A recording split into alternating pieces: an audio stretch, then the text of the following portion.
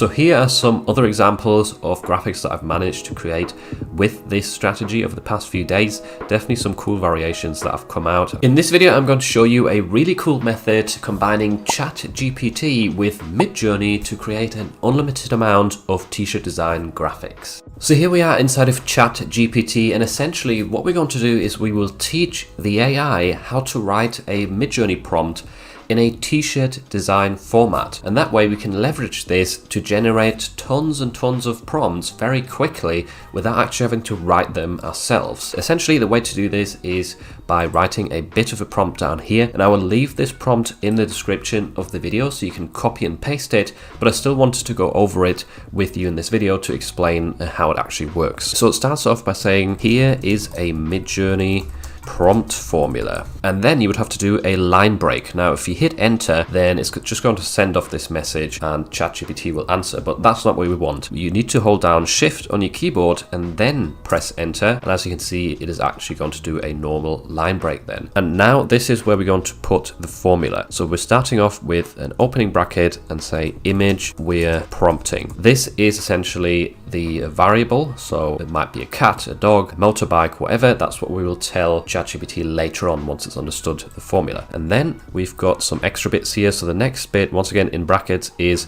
the style of the artwork. So this could be cartoon, it could be vintage, you know, those sort of styles is what ChatGPT will randomly come up with. Next up, we've got the mood of the artwork, and then at the end, the lighting style of the artwork. Now I'm going to hold down shift again and do 2 line breaks, and now I'm going to give it some extra commands to consider while writing these prompts. So first of all, each prompt must always end with, and then in quotation marks, t-shirt design graphic, vector, contour, and white background. So this is always going to be added to the end of our prompts because we always need this to define the style to be a t-shirt design graphic. And now I'm going to say don't reference any of the original formula in the resulting prompts. And I'm saying that because sometimes ChatGPT likes to put these things right here back into the prompt for some reason. And then at the end, 2 line breaks again, we want to put please respond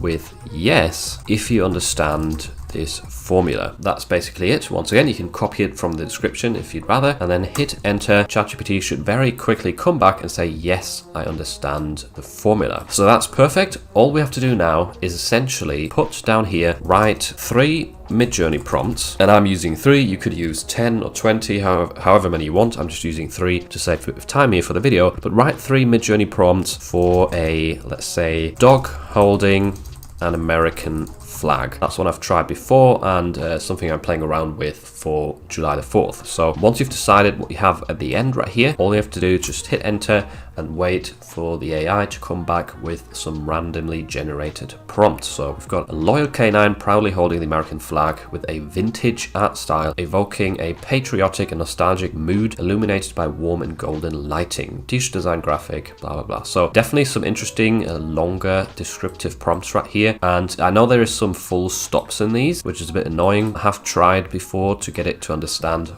only to use commas, no full stops, but it doesn't seem to listen to me, so maybe you've got a way to change that. I haven't, but I don't think it's a massive problem for the prompts. So then you can just copy these one by one and paste them straight into Midjourney as they are. So here we are. All we have to do as usual is put / and then imagine, and then paste with Control V that text into here, hit enter and wait for the images to be generated, and then just do that for all of the other prompts, and then you'll get various different options. So here we go. This is our ChatGPT prompts that have come back. Some of these definitely look very interesting and usable as well. I know they're not all perfect. This is a very cool and interesting style. I know they're not all perfect, but with some refinement, with some reruns and variations, I'm pretty sure you can come up with some really cool graphics right here. I do like this one as well on the left.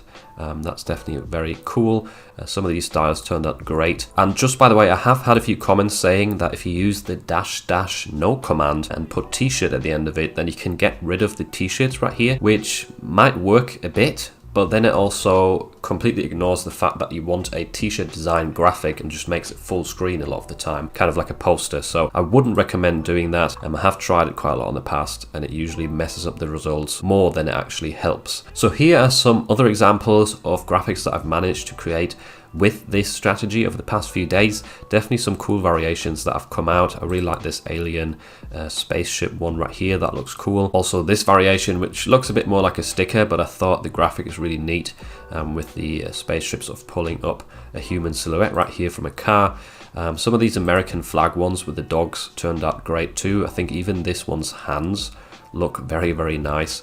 And not messy like in many cases. We've got some monster trucks, some unicorns, and some more American flag themed graphics. Definitely very interesting to play around with this method to get tons of different results very quickly in various different art styles. So have fun with it and let me know how you get on in the comments down below. If you want to learn how to turn these AI graphics into fully fleshed out t-shirt designs, then make sure to check out this video next where I walk you through the entire process.